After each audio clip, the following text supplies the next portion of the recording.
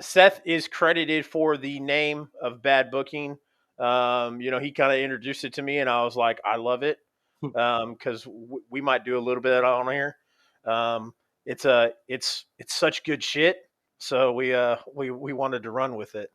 So, well, it came to mind mainly because we have a lot of friends that at any moment that they hear us talking about wrestling, we tend to shit on a lot of things in a way. We kind of try to reel that in a little bit, but we have been asked many times why we even watch wrestling, because it seems like we hate it, and half the time we do.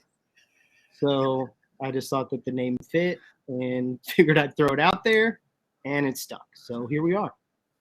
Yep. I shared a quick 30-second clip of Seth giving his Royal Rumble prediction that Bobby Lashley would win, and then Lesnar would enter the Rumble and win the Rumble.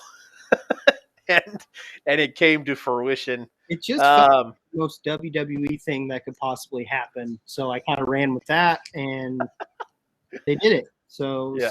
Somebody somewhere watched the podcast, the one person, and decided, hey, that's not a bad idea.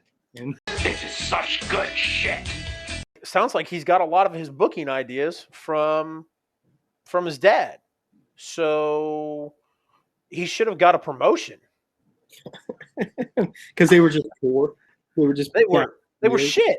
So I mean, if all those ideas were true, I'm shocked Vince didn't. I'm shocked Vince didn't give him the keys to the kingdom. Don't you think it's kind of an odd missed opportunity though, too, that they didn't? Rollins should have hit Reigns at some point with the dirty deeds. Like they had mentioned Moxley, they had mentioned like their history, and like they do the shield bomb through the table, which is cool. Plays back to that stuff. Whatever. He does the pedigree. Cool. Plays back into that stuff. If they would have done the dirty deeds, especially like the stuff kind of surrounding the show of like the Impact stuff with the Mickey stuff, which we can get into later. My God, pal, that was a main event for me personally. That they always talk about these things like these matches end up being like love letters to like wrestling, or like they're Punk does a lot of things where it's like, well, this match is like a love letter to like Bret Hart, and it's like, boy, oh boy, this thing was a love letter to me.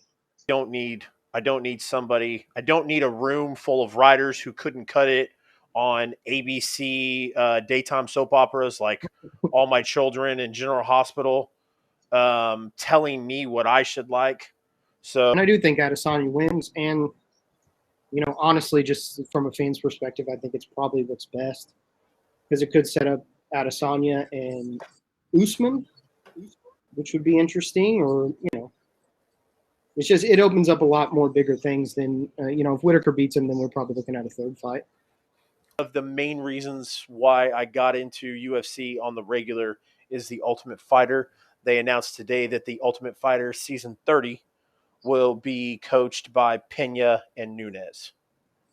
We all know that they're going in for a second fight. Nunes deserves it just because her run was so dominant, and she got completely dismantled in the first fight, which, was super surprising, but